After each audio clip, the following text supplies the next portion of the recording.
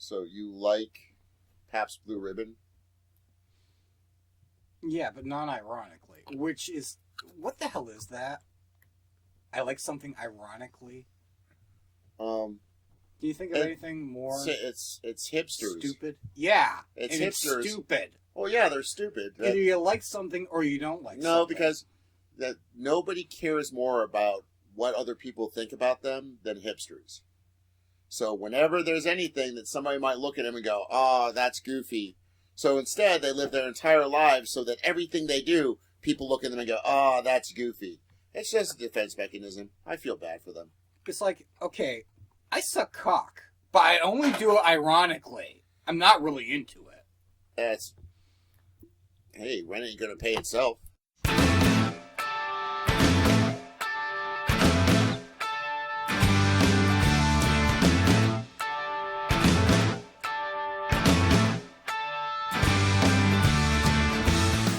Nerd Exchange of Western Pennsylvania is proud to present the Nerd Exchange, a show celebrating the region's contributions to art and culture, with the very best in nerdly review and enlightened geek critique. With your host, Tim Sedgwick. That's me. Living what we love and learning something cool and new every day. So let's get this game started, shall we? Because this podcast goes up to 11. Sit around and figure out a line, wasting time. Wait for the sun. It's time to shine, shine, shine. Wait for the sun. It's time to shine, shine, shine. Welcome back to another episode of the Nerd Exchange Podcast, the official podcasting arm of the Nerd Exchange of Western Pennsylvania. I am your host, Tim Sedgwick. I am your co-host, Kyle Eversember. I love it when you talk French. And this is lucky number 13.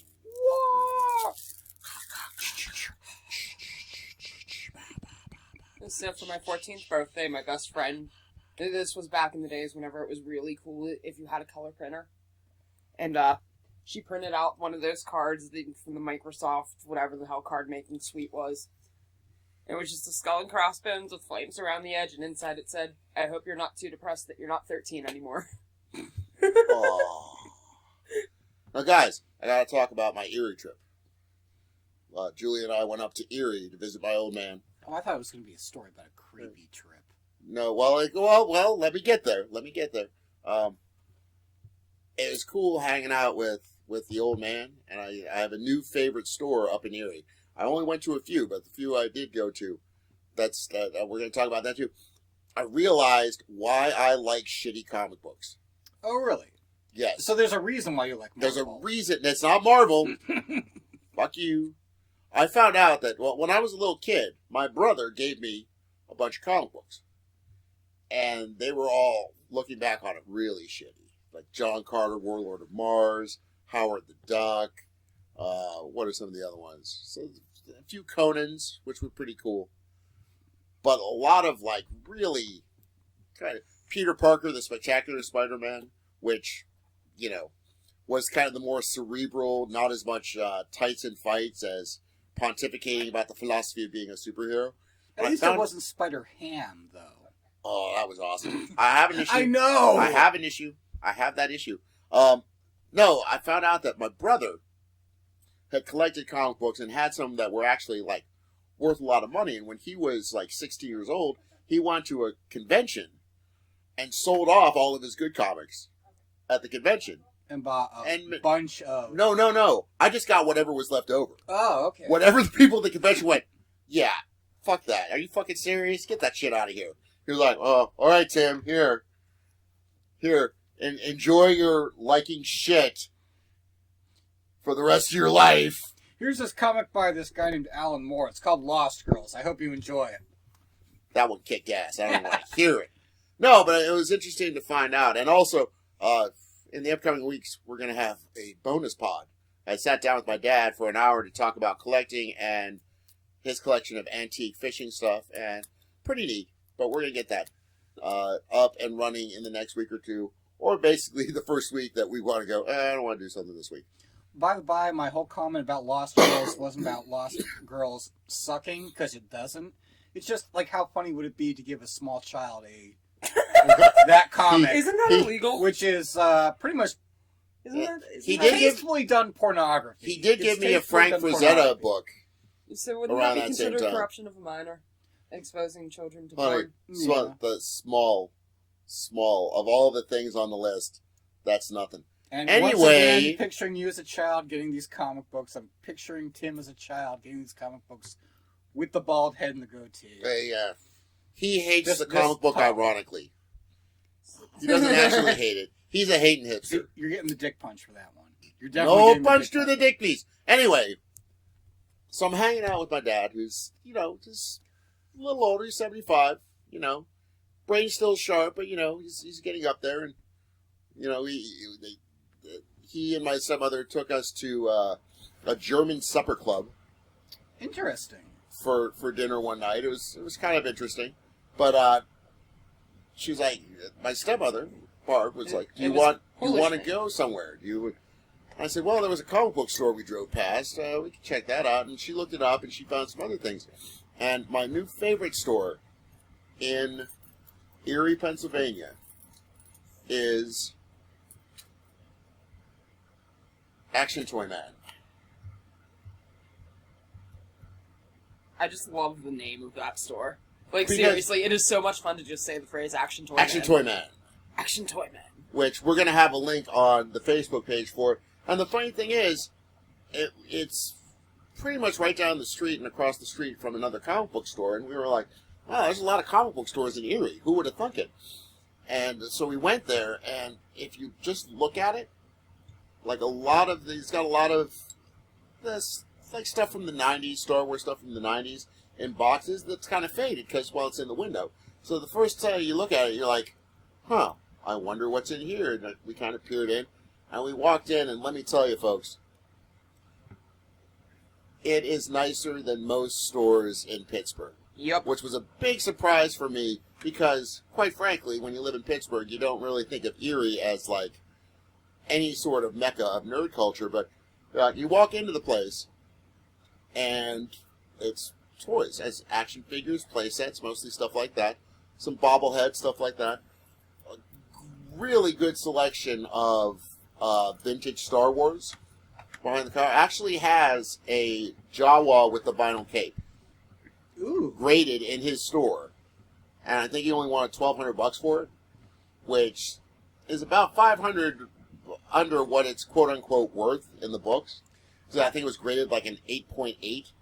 I have been up to Erie, and it does seem to have like a little bit of a bohemian scene going on. It with does. A little bit more like, local music, local art, local talent. We also went to a cool little open mic thing at a museum up there, but we'll get to that later maybe. But yeah, that was definitely neat. We go in, and the funny thing is, my stepmother had been carting us around because we took a bus up there. We were carting us around to all these different places, and this was the second of 3 places for comic book kind of things that we went to, and we were like, oh crap, because you can literally, like, seriously, if you go up to Action Toy Man, talk to Patrick, he's the owner, you're going to want to give yourself a good 2 hours to look at everything. Because I was putting myself on a mental timetable, like, okay, let's not stay more than 15, 20 minutes because she's waiting in the car, da-da-da-da-da. And so I'm looking at all this stuff, thinking, do I want to buy this? It's like, oh yeah, by the way, the comic books are downstairs. I said, are you fucking kidding me? It's like, what? And I went downstairs, and this guy, Paul, manning the station down there, great, some good Bronze Age stuff, to modern stuff, to postmodern stuff. Pretty much all of it's $1. Yeah, the way he put it to me was, he's like, well, I don't want to chase, a quarter here or a quarter. I don't want to chase the price guide. So it's basically, he's got stuff that's more than $1, but I think the most expensive thing I saw there was in like $5 range. And more toys downstairs too. Just like a beautiful thing. And he told me that they had just rented the upstairs. So he's opening a private club or something. Like a private members-only club for nerds. It's like the champagne room of, Right, but there's no nerddom. sex in the champagne room. And definitely not in this one. But it was a really bright, shining nerd moment of our trip up there. So, if you go to Erie, go to Action Toy Man. And, again, I'm going to share the links on the Facebook page and stuff, but good stuff. I can't wait to get back there again. So, what else is going on? We're kind of laissez-faire today because we don't have a guest this week. We're just going to kind of talk about some news and views and whatnot. And Stupid Pittsburgh weather. Stupid Pittsburgh weather, indeed. Cannot emphasize that enough. So, Tim, Yes. what would you suppose was the best-selling video game console of 2013? Console. Not the Atari Or hardware. 2600. No. Is this in Pittsburgh or just worldwide? Worldwide. I'm going to go with the Xbox, the new Xbox thingy. Okay. I want to say PS3. Nintendo 3DS. What? Number one Oh selling yeah, piece the of the hardcore Poke Geeks. for 2013. Nintendo 3DS. Is that a new system? Not really. No, it's been out for well over a year, I believe. But you can still buy it new. It's not like Yeah. if I wanted to buy a 2600, I'd have to pay $100 like in a vintage shop. I'm pretty sure you can buy new 2600s because there's so many pirates out there, but that's beside the point. No, the Nintendo 3DS pulled ahead of both Xbox One and PS4 this past year. I'm as shocked as everyone else is.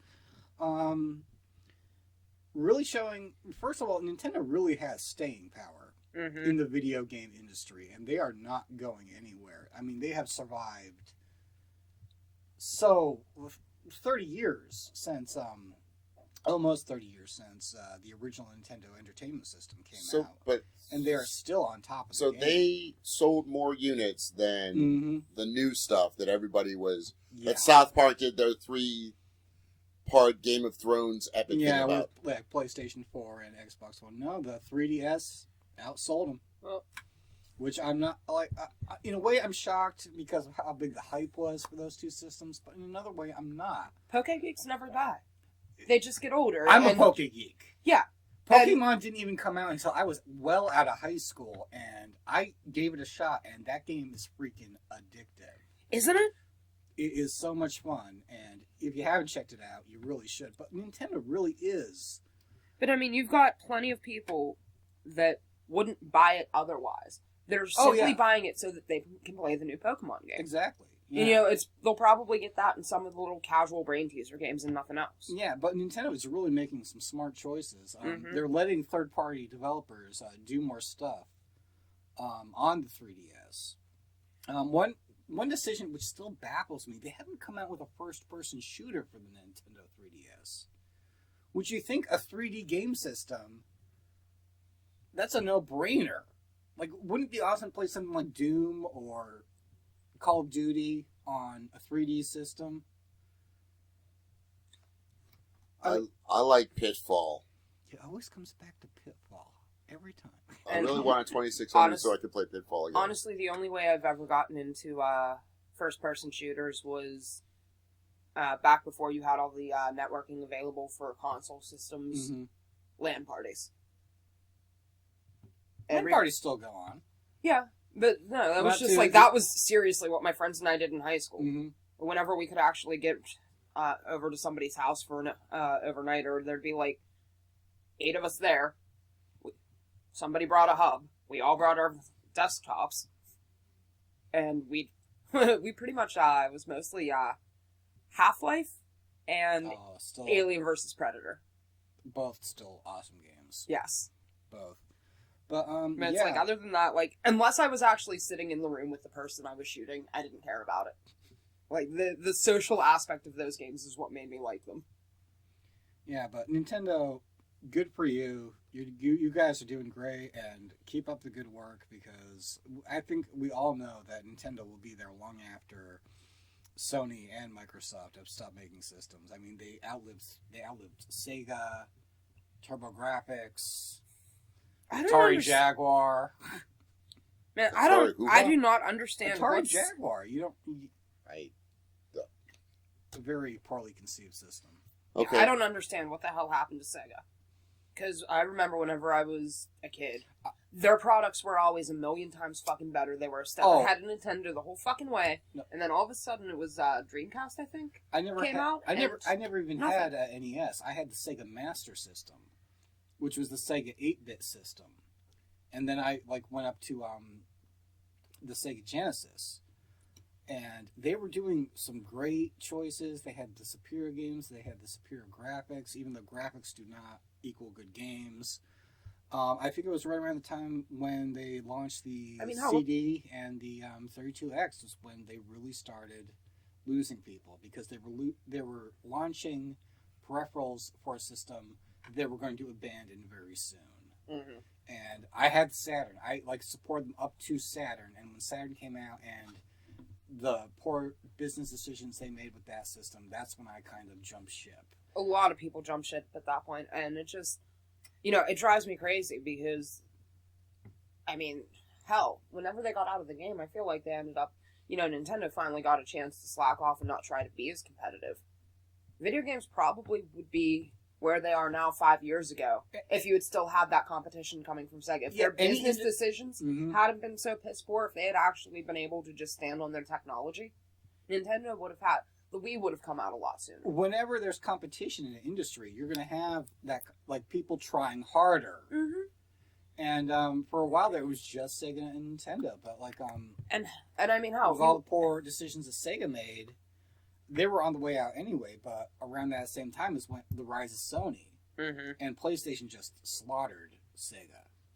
Let's face it. That really was the death knell for Sega as a company whenever the Sony PlayStation came out. And then Microsoft got in the game, and now, everyone talks about Sony and Microsoft being the two big video game competitors. Are they still going to be there in 10 years?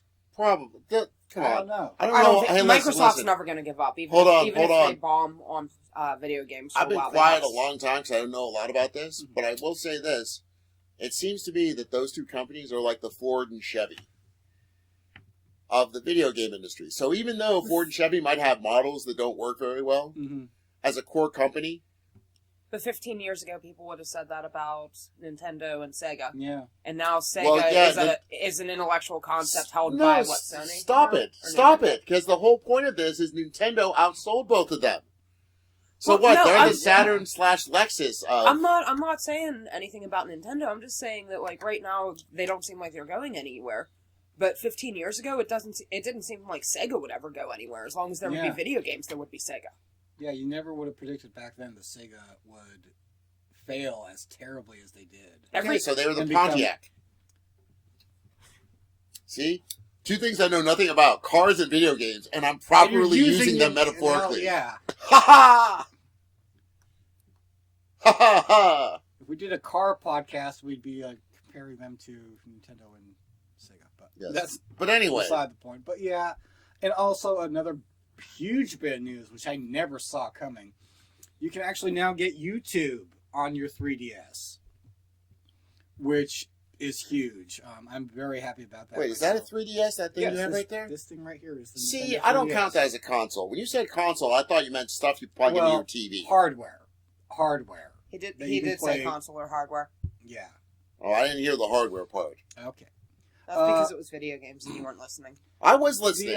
I'm trying to learn something. Yeah. Something new every day. It's like my slogan or something.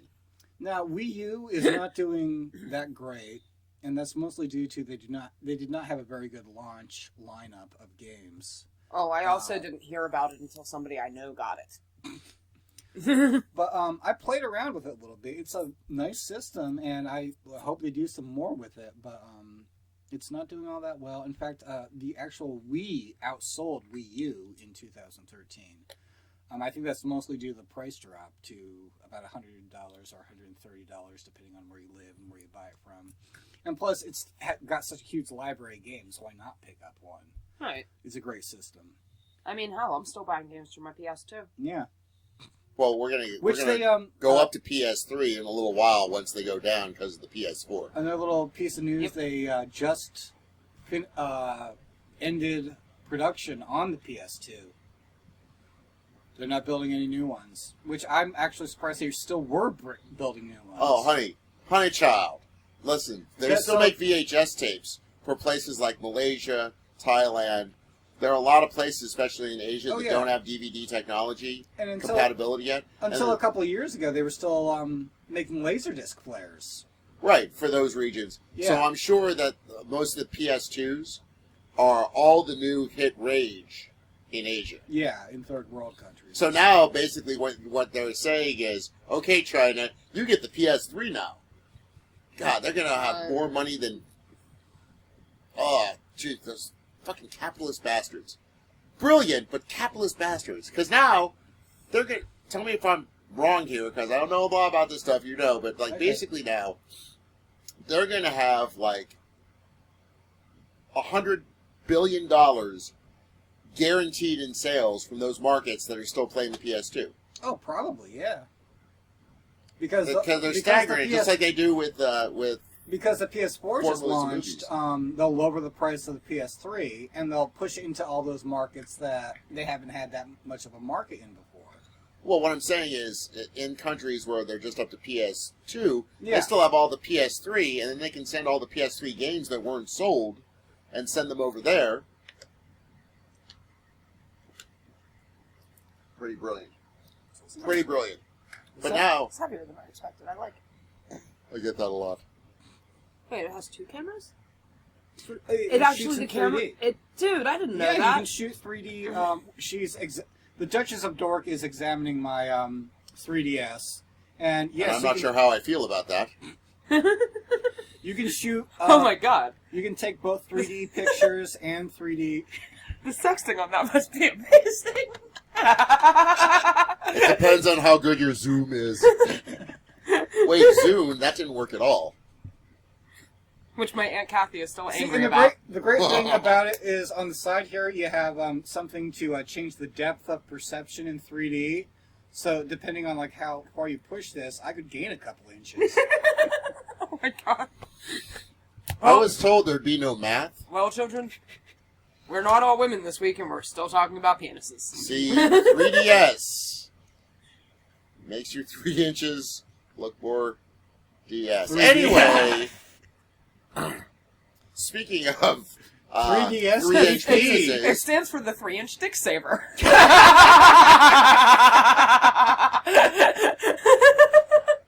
Sorry, Nintendo. thank you, good night.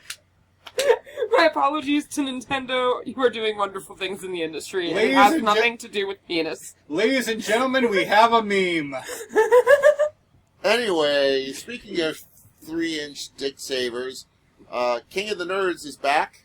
Okay. Have you watched the program? No, I Ever? have You not. have not? But you have mentioned it before. Why don't you? I enlighten me a like little it. bit? It's kind of goofy, but then again, I like John Carter, Warlord of Mars comics, so take that with a grain of salt. But no, it's neat. It's like a reality show. It's like Survivor, but nerd stuff. In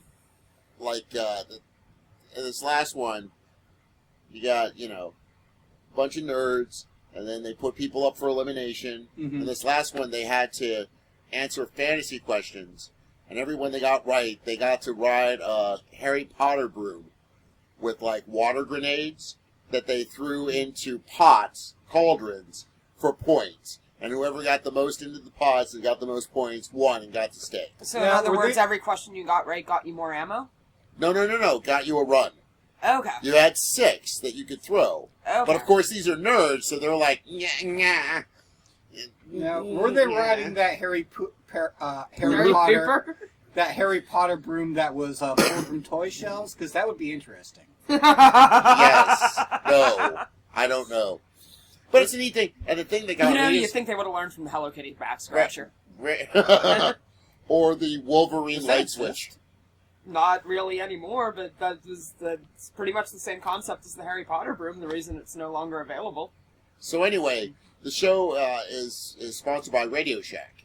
So what they do is they have a Radio Shack room that has all kinds of electronic stuff in it. So if you have a challenge with electronics, and most of the people are engineers and Yeah. astrophysicists and crap like that, which we'll talk about that in a minute. I'm not sure if that's quite fair. But anyway, so it's Radio Shack, and that's a dying company, so it's kind of good. They're getting a little exposure. But this year, their Radio Shack room is a TARDIS. It's gray and says Radio Shack on it, but just in the middle of this room, they're TARDIS-shaped. like, what's this? It's a police box, and you walk into it, and it goes into another big room that has all the stuff in it. And it actually has a TARDIS console with Radio Shack crap on it, but still. And it's bigger on the inside? Yeah, that's the point. They built it by another room, Kyle. Dick Punch. Kyle Dick Punch. Yes. That's your stage name? That's my official moniker for the show. Yes. No. Duchess of Dork and Kyle Dick Punch. Okay. It's a beautiful thing. No, it's a fun little show, and it's hosted by Robert Carradine and Curtis Armstrong. Revenge of the Nerds. And now Curtis Armstrong also plays an evil angel on Supernatural. You know what I'm talking about, right? No clue.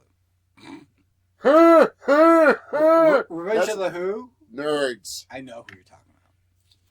He was the one who was not Dr. Green from ER. Yes. Okay. That's all you had to say. And Booger. But But anyway. Booger. Oh, okay. And it's a fun little show. I'll try Like, a lot of that. people at first were like, I don't like- that makes fun of it. But the thing is, it's like, yes, more nerds go into things like astrophysics and whatnot. Mm. But the thing is, it's like, half of them are people who, like, work for NASA, and the other half are just people who are Japanophiles. Like, the girl who got kicked off the Otakus. first week was just, speaks Japanese and is getting her master's in teaching English as a second language, and is really into anime and manga and stuff like that. But, some of these challenges, you got somebody who just, like, knows a lot about comic books, Mhm. going up against somebody who works for NASA on a physics thing. Which Yeah. seems kind of like, dude, come on. One guy said something, I can't remember which guy it was, but I want to steal this. So if you hear me say this, I'm telling you right now, I'm stealing it from the guy, King of the Nerds. He said, I know a little bit about a whole bunch of different nerdy things. I'm like a Swiss Army nerd. And I'm stealing that.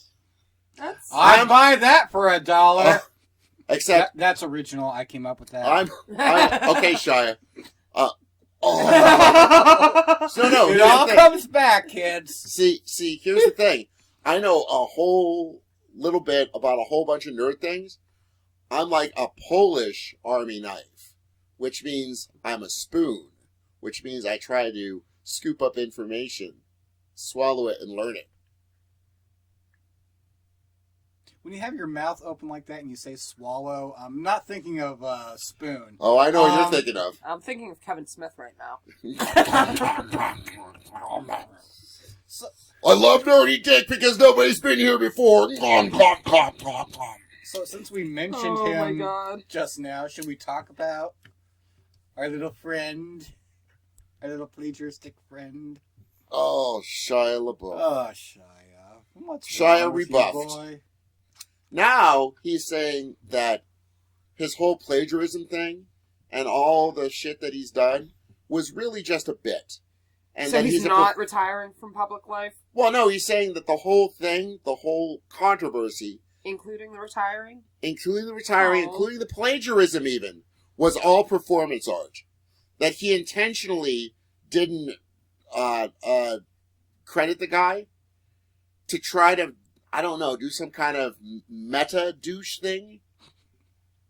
Okay, I'll believe that whenever he has a sealed and dated envelope from before the piece was released, saying that this was his intention. Which, here's what I gotta say. Kyle told me before we started recording that the movie actually was at the Cannes Film Festival in 2012.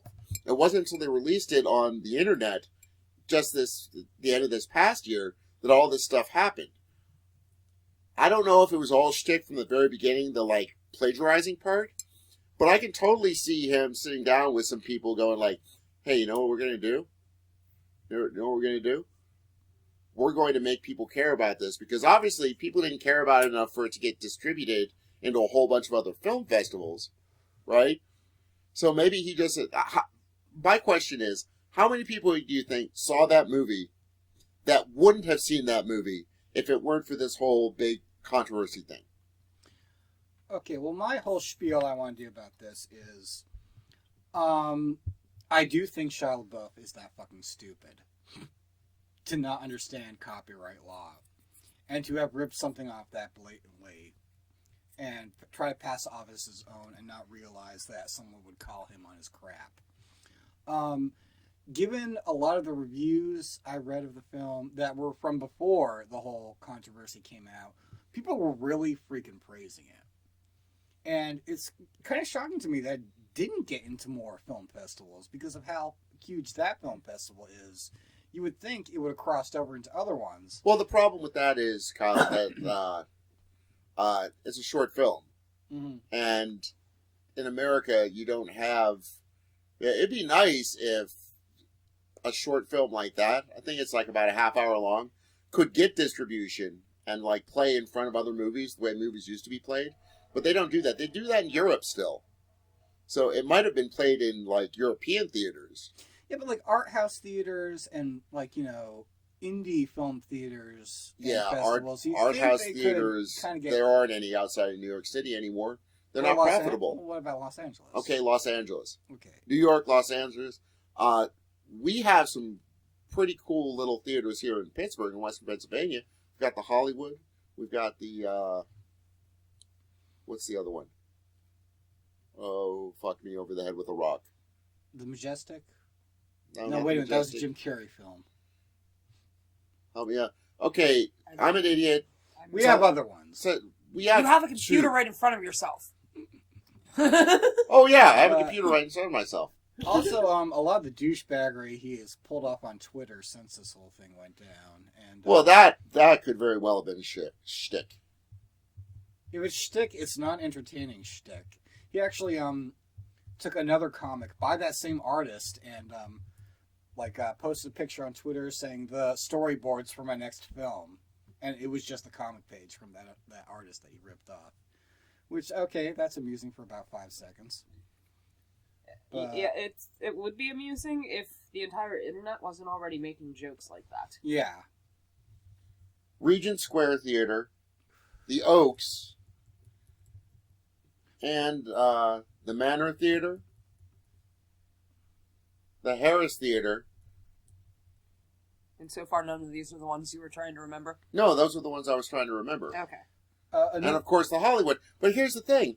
Those, if you look at what those guys do, it's not so much art house stuff as much as it is Rocky Horror. Or we're going to show all 3 Back to the Future movies. Yeah. Evil Dead. Friday the 13th on Friday the 13th. The thing is, they do 75% of what they do is the stuff they know they can actually sell the tickets for, so that way for the other 25%, they can take the risk and show the stuff that's unique that you can't see elsewhere. Yeah, but there are film festivals that happen here in America that you would think a short film like that could get into. But another huge thing that's like popped up ever since this huge controversy has started was people suggesting films to Shia LaBeouf on Twitter for him to make. One suggestion was the Starry Wars. He could make that. I suggested snakes on an airliner. That could be something he could work on. Lizards on a train. The exciting sequel, Polar Bears on a train and Flies on a windshield. Okay. I'm not sure how much the Hollywood and the Oaks and places like that do indie stuff, but it's the minority. Yeah. Well, it'd be nice if they did more, but yeah. So Shia LaBeouf's just an asshole, even if he did decide to turn it into shtick, because Constantine. That's the one good film he was in. he was in Constantine. Yeah, he was the cab driver in Constantine. Oh, okay. Very early on. It's been so long. I liked him in Holes. I had a girlfriend once. Shut up, it could happen. And she made me watch it, and I just looking at the cover of the thing, I was like, why would I want to watch teenagers in prison digging holes? But he was good in that movie. There are so many jokes you can make out of that statement. I'm waiting. I bet you are. I put the ball right on the tee and handed you my club. I don't swing for the cheap seats. It's too easy.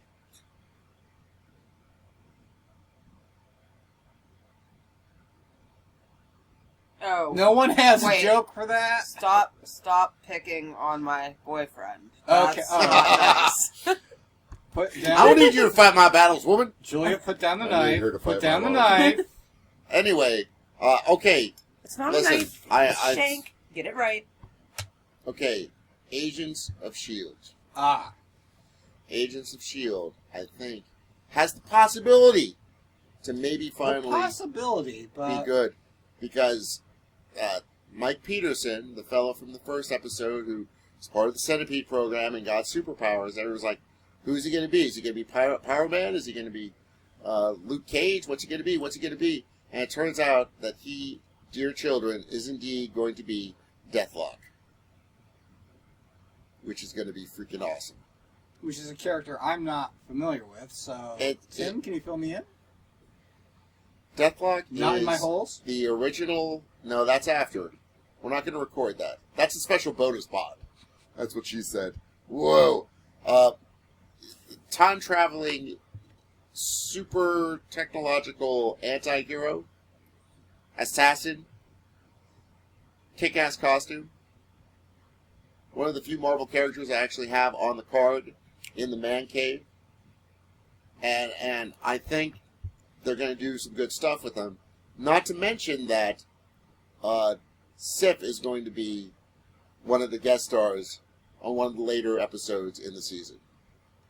Which, again, they're two cool characters if they use them well. I know Sif. Which I do think that Josh and Jed Whedon will.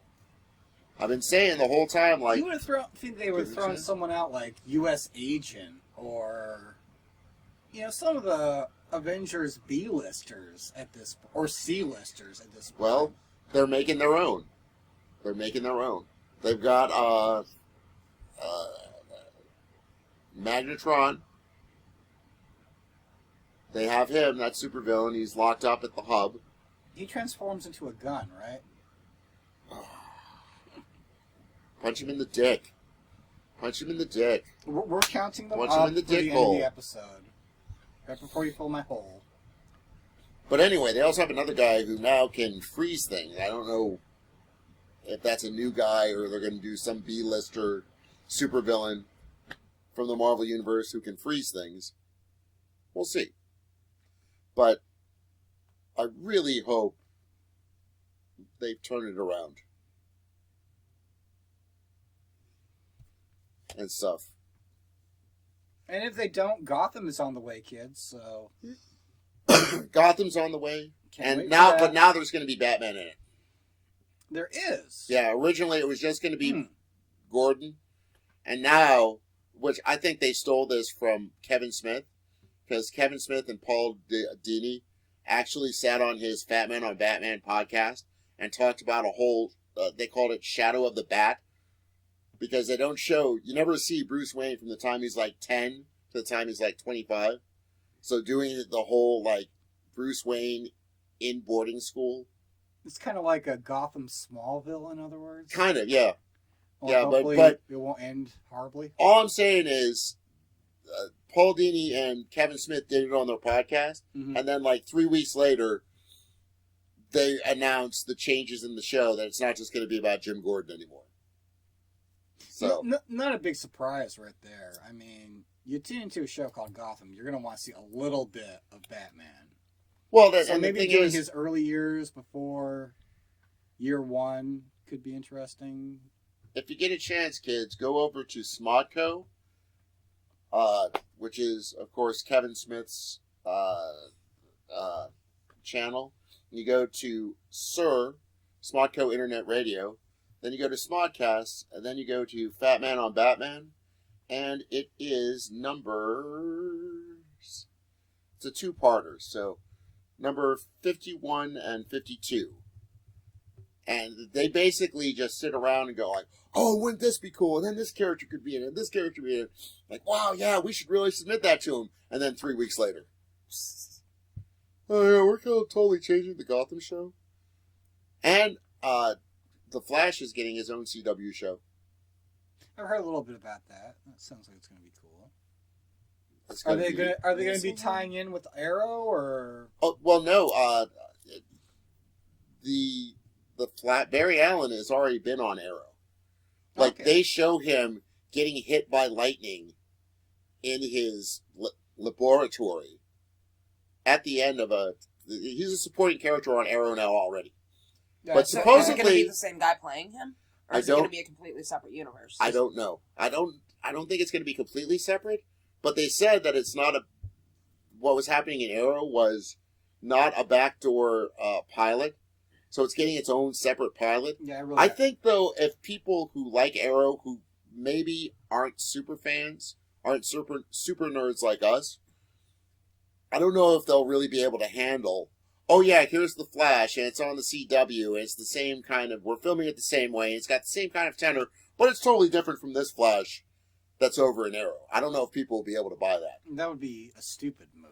Yeah. I mean, if they want to do all this universe building that they keep, Well, Saying that they but wanna then a do lot that. of people say that Arrow and Flash from the TV shows isn't going to be part of the movie universe anyway, which I that still would think be a is dumb move. That would be a very dumb move. Yeah.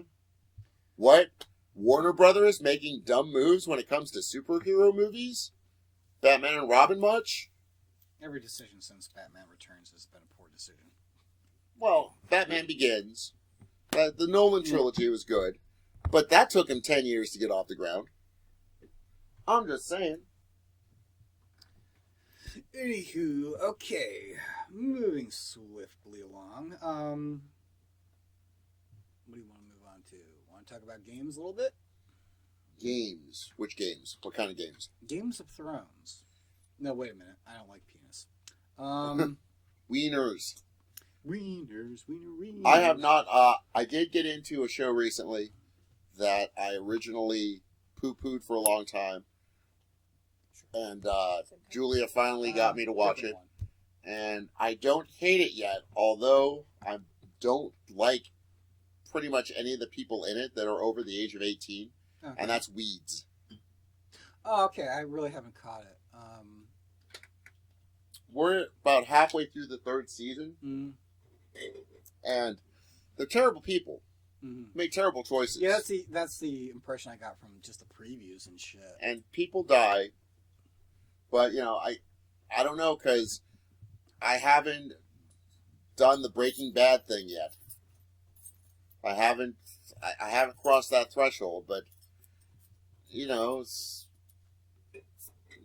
a story about bad people doing bad things, making bad choices, being greedy, being American. I mean, that is the overarching meta metaphor of the entire show. Yeah, You tell that it's just not by like, the- It's not like they don't get, in trouble for the bad decisions that they make. They get away with it for a while, then bad things happen because of it. Or, immediately bad things happen because of it. Or sometimes they do get away with a little bit, because not everybody who does something bad always gets caught. Yeah, I've only seen previews for it, but she seems like kind of an airhead weed dealer. Is this the impression? Overwhelmed. Accurate? Not really. I wouldn't call her an airhead. She's a newbie. And yeah, okay, here's the thing that gets me.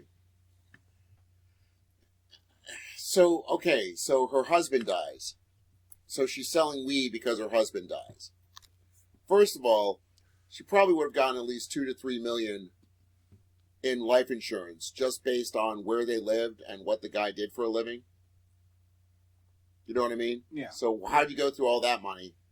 First of all. Second of all, like they start a sham business and it accidentally, quote unquote, burns down. She gets $80,000 in insurance money. There's no way in that in that location in Southern California, next to all these $4 million houses, that she'd get 80 grand to restart her business. She would have gotten a lot more than that. This sounds like a soft core Breaking Bad. It kind of is. Which it kind of came is. first? And finally, it took into the third season. But this guy that's like threatening her, she owes this guy like $300,000. And she's like, how am I going to feed my kids when you keep upping my debt? And he looks at her and he says, get a job, bitch. And she goes, oh. Which she could have done at the start of the thing. Or after she got the $80,000. You know, all these times that she could have gotten out. But they keep pulling me. I keep pulling myself back in. So I kind of, the show is like my frenemy. Because I'm enjoying it. I mean, the character interactions, the character development, especially with her kids. You know, Kevin Nealon, who I love, is in it. And so it's interesting, but it doesn't make me feel good watching it. So this will probably be a miss for me. But if you like Breaking Bad, supposedly you'll like this. There's a lot of political stuff. Like the little kid, Shane, is a political dynamo. You know what I mean? Mm. Just pointing out the hypocrisies of this little gated community they live in. So it's interesting, but it's enjoyably awful. America? I don't know. What about you? See anything recently new that you... I've been watching a internet series. Are you familiar with like VH1's I Love the 70s, I Love the 80s? Yeah, love those shows. Like, yeah. It's kind of like that, only it's about video game. It's called the Video Game Years. And it's from RetrowareTV.com. And like they do like each episode is basically like 1 year like in video games, and they just worked their way up to 1983. But a lot of very, very interesting history of video games, especially in the late 1970s. So each one is a year? Yeah. Like starting from like what, Pong? Like the mid-1970s. I think the first episode is 77. Okay. Which was like basically the end of Pong being the only console that was out there. Because for a long while, like Pong consoles, everyone was coming out with one. Like Sears had their version, and Atari had their version, other companies had their version. It was all the exact same goddamn game. But then people started making different stuff, and making more interesting stuff. And just watching like the whole history of the industry, it's very interesting. I especially recommend it to you, who does not know a lot about video games. They not only make it very informative, but it's also very, very funny. What's the name of the site again? Retroware.com. RetrowareTV.com. I'll post the links on the Facebook group for people to check out. It's a very interesting series that you should definitely check out. And they just got into 1983, but they don't really release full episodes all at once. They do their episodes in like 4 parts. Like they'll do 1982 in 4 parts, 1983 in 4 parts, and they're doing 1983 right now, which means that they're gearing up for the big video game crash of 1983. Are you familiar with that? No, I was playing an Atari 2600 in 1983. In fact, 1983 is when we got our first system. Console. Well, like 1983 was a big year in video gaming because it was when the industry, the previous year, they were pulling in over $5 billion. I don't have the numbers right in front of me. I'm sorry if I'm getting these wrong. But they went from roughly about $5 billion 1 year to making $100 million the following year. So that's a pretty sharp decline. Yeah. And there were a lot of reasons for that. One of the big reasons for that was the Atari 2600 version of Pac-Man, which was crap. And another huge reason was the video game E.T. I used to play that game. I had that game. Oh my God! You even poor I bastard. know. Now awful. I know why you don't play video games. It was so bad, but so like I liked it because it wasn't hard. It was one of the games that it really was one of the games that crashed the market. It was that bad, and the thing about the Pac-Man version for the that they came out with for the Atari 2600, they made more copies of the game than they had consoles in the market. They made 2 million more copies of the game than they had consoles out. Well, that doesn't seem very smart. No, it doesn't.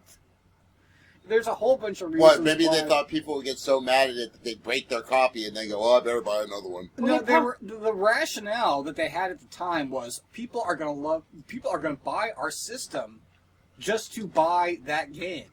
Here's the problem: if the system doesn't physically exist, how can they buy it? They didn't put more systems in production at the time. So even if people wanted to buy the Pac-Man video game and the Atari 2600 just for the Pac-Man video game, they couldn't.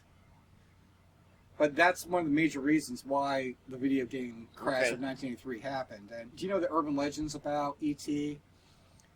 There's a landfill somewhere with millions upon millions of copies of E.T. buried. Oh, really?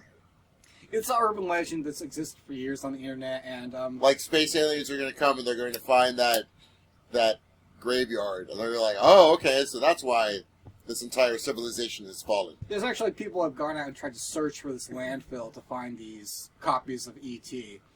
But I know, but it's my dad bought it. That was one of the games that when he bought it, I don't know if it came with it or he just went, "Oh, he likes that movie." But well, that's the thing. They pushed it really hard because of how huge the movie was, and it was right before Christmas, so they were pushing it really hard. And I've played a little bit of the game, and it's not the worst video game ever made, not by far. The problem was it was far too complex of a video game for gamers at that time. And it was especially a complex game given that it was aimed at small children. I mean, you're aiming your video game at small children. It shouldn't be a little bit simpler, you know? I don't remember it being that complex. It was. It's like it was one of those games where you would have had to read the booklet for the game before you played. Wait, people didn't read the booklets? Oh, hell no. People still don't read the booklets. She reads the booklets. I get pissed off at the exchange. I don't buy games if they don't have the booklet. I'm the same way. But people are dumb. Except for Viva Pinata. It's pretty self-explanatory. Well, that could go into an overarching thing of, there are people who really like video games and are like you guys that always read the booklets, but then the general market people who are who aren't really nerds, who saw the movie but really like the movie but aren't going to be nerdy enough to actually be like, well, actually, on speed number 7, you must do this, this, this, and this. And the great thing about that series I was talking about, in the video game years, is they actually have the programmer for E.T. on the show. And he programmed both that game and Yara's Revenge, which is a huge cult classic. Some people regard it... Yara's Revenge. Okay, even you know Yara's Revenge, so you know Yeah. how big that was. And he said, I hold the claim to fame that I've created a video game that some people regard as the best ever created and the worst ever created. Not bad. But he was talking about how he was actually in a meeting with Steven Spielberg right before the game came out and explaining the game to Steven Spielberg. And Spielberg said to him, couldn't you make something more like Pac-Man? And he really wanted to say to Steven Spielberg, but he didn't. Couldn't you have made a movie more like The Day the Earth Stood Still? So that's just like a funny little aside. But yeah, definitely check out that series. And Tim, I really recommend it if you want to learn a little bit more about the industry. It's really informative. And it's got some really, really funny moments in it. And they've got some great guest stars on there. They have the Angry Video Game Nerd on there a couple of times. If you're familiar with him. Are you familiar with him? I've heard him. Probably from things you've told me. Yeah, probably. But he's very funny. You should definitely check him out. Thank you for the kick to the kneecap. I really need that. You're welcome. At least it wasn't a punch to the dick. That's later. Right before my hole gets swelled. Okay, so... Any other shows you've been watching? Not really. I'm thinking of getting into Game of Thrones. We got Comcast, and all 3 seasons are on the on-demand. You poor, poor bastard. I already know what happens that pissed you off. Yeah, you do. You know what?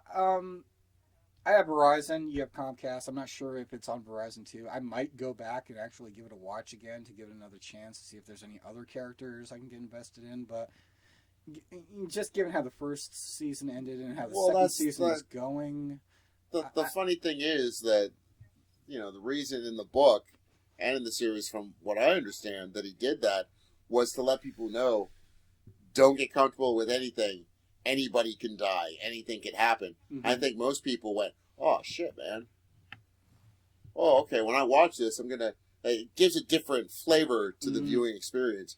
I wonder how many people are like you who just said, you killed him? Fuck you, I'm never watching this again. No, I gave the second season a chance, but I could not become invested in any of the characters they had in the second season. There was no one I liked as much as that character from the first one. I forget what his name is.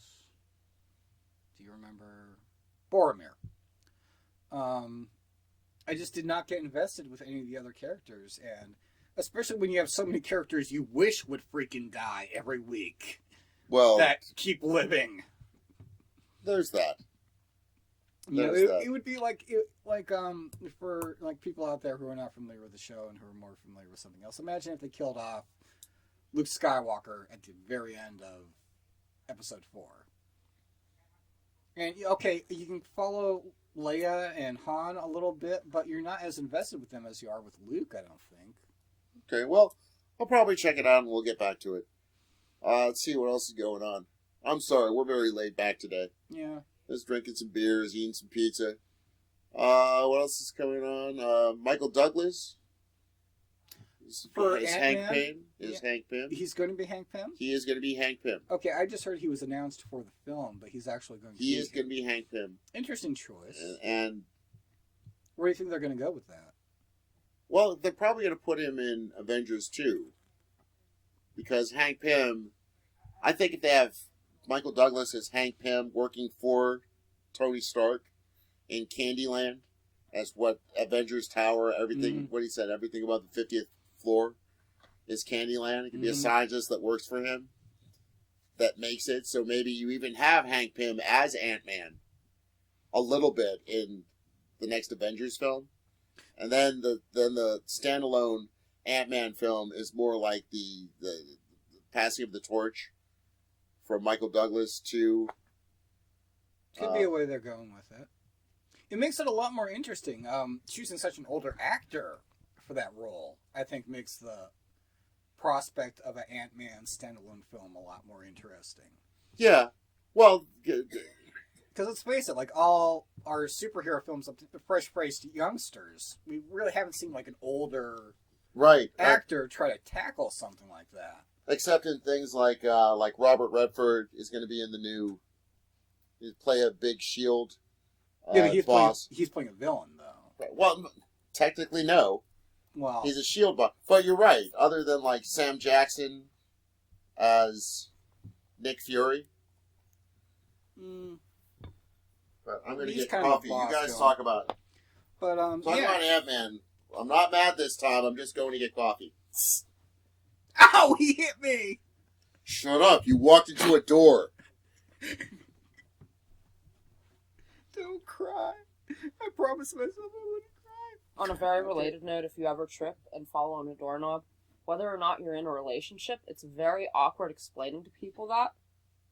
And therefore, whenever I had a bruise on my cheek because I tripped over my cat, and then a shoe, and my face hit a doorknob, I came up with other stories. Why do they put doorknobs at dick level? Seriously. Because that's also hand level. Why do they put dicks at hand level? Well, the obvious reason right there. What? What are you guys talking about? With dicks and hands levels. Tim, I'm talking to your girlfriend about hand jobs. Do you mind? Oh, okay. I'm going to go get more coffee then. Oh. If I see you turn that 3D camera on, I'm going to get pissed. But, okay, so any new news from the Duchess this week? Any new games you're playing? Or I see you've been playing with your Kindle. Yeah, I'm actually, the Last Day of Work is the company that puts out these games. They're the kind of games that are more for patient people than I am. It's just like they have their internal clock and they constantly move forward while you're not playing with them kind of thing. But one is Virtual Villagers, where you're helping a civilization survive on an island. Mm-hmm. And the other one is Virtual Families, where you can't expand your house until generations have passed. I discovered a coffee and hand jobs. I discovered a Tuesday. retro game site where I finally played and beat Final Fantasy IV, which I'm very happy about because it's a game that came out 20 years ago that I used to play for the old SNES, back when it was called Final Fantasy II. Yeah, if it makes you feel any better, I have Final Fantasy VIII that I have started at least 10 times. And I'm just determined to finish it because Don't. Well, that's the thing. The first time I played through, I made it about a half hour into the fourth disc. And ever since then, I haven't made it past that far. I haven't made it past the first. There were worse. I actually pre-ordered that damn game and stood in line with people who were so socially inept. It was such a bad experience. I just feel as though I've spent so many hours of my life playing that game, I want to finish it. You don't really need to. You don't. It's so terrible. And for how awesome a game Final Fantasy VII was. I've honestly actually never played that one. It's actually now available for the computer on Steam, so you should check it out. Okay. It's only like $20. Okay. And it is one of the best video games of all time. And I know. One of the best stories. Used copies are still $50. Oh, yeah. And it's one of the no best one wants to fucking sell stories of all time in a video game. And Which it one was is just this so... But I already Final know I'm Fantasy going to get VII. pissed off. Why are you going to get pissed off? Isn't that the one with Eris? Yeah. Yeah, I'm going to get pissed off when Eris dies. Spoilers. Well, The game's you know supposed it's to coming. You're supposed to say that, darling. Before you say spoilers is when you're supposed to say spoilers. No, it's not that. I'm saying I'm going to get pissed off because I've already received the spoilers. Everybody fucking knows Eris Well, dies. spoilers aren't that bad. I mean, I received the spoiler that, Godfather 3 was going to suck, and it didn't ruin the experience of that movie sucking at all.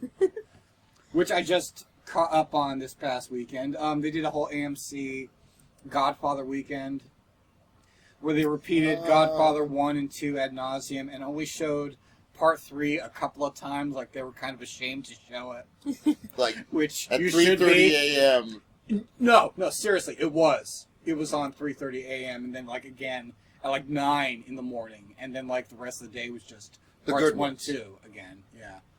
And my mother saw it for the first time, which she had never. And she was not nearly as disappointed as I thought she was going to be. God, that's such a piece of shit. You know, Winona Ryder was originally supposed to be in that. Oh. And Francis Ford Coppola felt so bad about not putting her in that he put her in Bram Stoker's Dracula. Really? Which is one of my all-time favorite films, except for her and Keanu. That movie would have gotten an Oscar if not for those two and their shit acting. Why do they still have careers? The last good thing that I saw Keanu Reeves in was Parenthood. Great movie. Fucking great movie. If you've never seen Parenthood, It's the movie, funny. not the TV Yeah. show, the last one. Oh my god, you remember the TV show. Jesus Christ. It's still on. It's winning Emmys every year. What are you talking about? Parenthood on NBC? Still on. 4th or 5th season. Okay, that must be a new season, because they tried a television series of it back in the 90s, and it failed. Well, no, this has been on 4 or 5 seasons. Maybe I'll be longer. It's like, you need a license to own a dog, to drive a car. Shit, you need a license to catch a fish. But they'll let any butt-reaming asshole be a dad. The only profound thing Keanu will ever say. Yes. Whoa, I know karate. And the last good thing I saw Winona Ryder in was the South Park movie. I don't think that was her. I don't know. She was a character. I must say, though, Keanu Reeves was absolutely excellent. in Bill and Ted's Excellent Adventure because he was playing a confused, dumbass white kid. Well, He was okay, perfect for that role. I will give you Bill and Ted because he's basically playing an extension of his character from Parenthood. Playing himself. And the first Matrix he was good in. Because his character had no idea what the fuck was happening. Once he started to know what was going on, he lost it. Right after he figured out what was going on, the audience forgot what was happening. The audience pretty much figured out what was going on as he learned it. Winona Ryder. Heathers. I'm down with some Heathers. But that you're talking like 25 years since... Yeah. I'm down with some Heathers and some Beetlejuice and some Edward Scissorhands. And that's where he lost me. Yeah. So about 20 years ago. 94, right? 94? Yeah. Yeah, like mid-90s is when we started getting really tired of her. But anyway. But, yeah. Bram Stoker's Dracula. Great flick. Really great flick. Doesn't deserve the crap it gets. But has some very, very poor acting in it. Gary Oldman went all the way with that. Gary Oldman was excellent in that. Anthony Hopkins. I think one of the problems with that was he was also in that Beethoven movie right around the same time. They came out the same year. Immortal Beloved. Immortal Beloved, which is such a god-awful movie. Oh, I hated that movie so much. Really? It's so slow. So slow, nothing happens. Literally nothing happens. They don't even play his fucking music enough. It's like it's a Beethoven movie. Why are you not playing his music? Ugh. And my favorite movie is Amadeus, so I'm not... I hated that movie. Is there anything he can't do, though, Gary Oldman? I mean, think about the roles he's played. He's played every role from Sid Vicious... Yeah. ...to Commissioner Gordon. He was great. True Romance. He was fucking awesome in that. Yeah. No, Gary Oldman, pound for pound. Some of the... Laurence Olivier was in The Jazz Singer. So you can be a great actor and still be in crappy movies, is all I'm saying. Yizzle. I don't know who that is. Who what now? I'm fucking with you. Yizzle? What else? Or Shizzle. Well, let me see if I have anything else in my... Justin Bieber is an asshole. I hope he gets the help. I hope he gets the help he needs before he kills himself or somebody else. Mm-hmm. I don't think we actually need to announce that. I think the world is aware of the fact. I just want to say it out loud so it's on the record. That, listen, I make a lot of jokes about him. Everybody makes a lot of jokes about him. But I do acknowledge that it's like on Hollywood Babylon. If you've never listened to that, it's also one of Kevin Smith's things. He does it with Ralph Garman, who actually plays most of the ancillary, tertiary characters on Family Guy. But they have a thing, and they basically make fun of Hollywood people acting like dumbasses. Mm-hmm. But you know what? It's like, when they do it, when I do it, you realize that they need help. That they're human beings that are flawed, that need help to stop being self-destructive. But that being said, until they get that help, we're going to make fun of you for being a douchebag. Yeah. But once you try to get help, that was the thing. They had a whole Amanda Bynes thing for like a year that she was having her meltdown. And then she went into the hospital to get the treatment that she needed. And they were like, well, listen, we're going to miss the jokes, but not as much as we feel good that she's getting the help that she needs. I feel the same way about Justin Bieber. Until then, I can't wait till... if he actually has to go to prison before he gets the help he needs. I don't think he's going to function well in there. Well, he's going to be by himself completely. What's up, man? I hope he gets the help he needs. Until then, he can suck a dick. I would just like to add to that the fact that we heard on the New Year's Eve Hollywood Babylon episode that apparently Justin Bieber goes up to the girls at his parties and in his way of hitting on them asks them, how'd you like to be Biebered? If he weren't separated from Gen Pop in prison, he would be Biebered repeatedly. Oh, yeah. Yeah. See, I didn't even know who the fuck he was till South Park. Really? Lucky you. Yeah! Lucky you. We need to live in the bubble that you live in, because...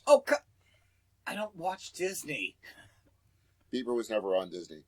Whatever. Bieber's been an international pop superstar since he was 12. and he's 19 now. So Unless your name is King Diamond, I don't give a shit what album you just put out. that's why I said we need to live in the same bubble as you. Why are you yelling at me? Yeah, the music sounds like it's a lot better in there. What else is going on? Movie news. Anything? Do you have any Oscar picks? Oscar was a pretty good flick. Oh, no, you didn't. Oh, come on, Sylvester Stallone, gangsters. That was funny shit, man. Stop, or my mom will shoot. Man, white man can't jump. That's what. Oh, it's not even a Sylvester Stallone movie. I know, but it's a movie reference. Not to Judge Dredd you. I'm just saying, you're being a little Rocky 5 right now. Man, if you don't stop, I'm gonna demolition you, man. Okay, that was a stretch. That's. That was And a if stretch. I'm saying that, it means something. Blech. What did you say, dear? I said blech. Blech? She said blah. Technically, it's the title of an anime. Blia. I thought it was called Bleach. It's pretty much how people pronounce it here. But it's supposed Also to be a blech. Nirvana album. So anyway, next week we're going to have the incomparable, the living legend, the Pittsburgh original. Weird Paul is going to be on. We're going to talk about the history of Pittsburgh nerddom and nerd music, because he's kind of like our Weird Al. Pittsburgh's Weird Al. And just as an aside, did you realize that the Jehovah's Witnesses started in Pittsburgh? Aw. Oh, fuck me. So, Pittsburgh. We didn't let them stay. So, our city's resume has zombies, French fries and coleslaw on sandwiches. The Big Mac. Rusted Root. Roasted root. The Big Mac? The Big Mac. Jeff Goldblum. Jeff Goldblum. Every movie from the 1990s that needed New York City after the apocalypse for the setting. Oh, wait. No. All of that is canceled out because Pittsburgh does have Tom Atkins. Who? I mean, you need an orchestral, like, But also the boom Jehovah's. right there. Because Witnesses. Tom Atkins makes up for all of that. Who's Tom Atkins? Halloween 3. Oh, I don't watch those crappy movies. They Live. Oh, he didn't. Oh, never Creep mind. Show. Yeah. No, not They Live. It's alive? Night of the Creeps. Not, oh, okay. Tom Atkins. Not responsible for the diet of the same name. I'm just... And I think they owe him money for that bullshit, because that diet would not exist if not for Tom Atkins. Okay. Orchestral hit. No, but I was looking up Jehovah's Witnesses because there was something on the Huffington Post. It was basically 16 celebrities you didn't realize were religious. Like Julia Roberts is a practicing Hindu. Michael Jackson was a Jehovah's Witness, if I'm not mistaken. He was. Yeah. He was. Prince is a Jehovah's Witness. No shit. And he actually goes door to door to talk about being a Jehovah's Witness. And they said in the little blurb, they were like, yeah, usually people look at me like I'm kind of strange at first, but then they're cool with it. Like, come on. Like, if Prince came to your door and was like, I'd like to talk to you about the truth, okay?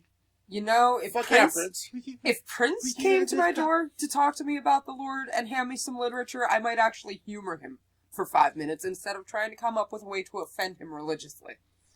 So should it be the artist formerly known as Jehovah's Witness? The omnipotent savior, formerly known as Jehovah. That is some wacky shit right there. I'm just saying. No, I just think that's cool that, like, not only is he, ascribed to a faith, good for him if it works for him, whatever, but he actually, because he could totally look at them and say, well, obviously I'm Prince, I can't just go to people's houses because somebody might, kidnap me or shoot me or whatever, but he does. So Jehovah's cool with all that screwing around he's done? That he's done. And I'm fairly sure he's probably still doing. Well, I don't know. There was... When did he did he convert at some point? Oh yeah, he must have. Okay. After his career went. Oh, kind of like the Beastie Boys and Buddha. He and Kevin Smith have a huge feud because he hired Kevin Smith to do a documentary, but apparently he has 100 documentaries about himself that he's never releasing. So it's like the day the clown cried.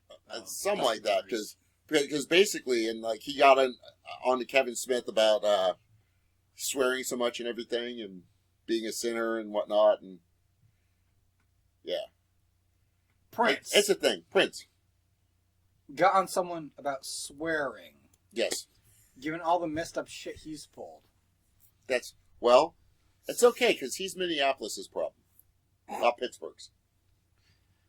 Apparently. But anyway, so that we're coming up next week with Weird Paul,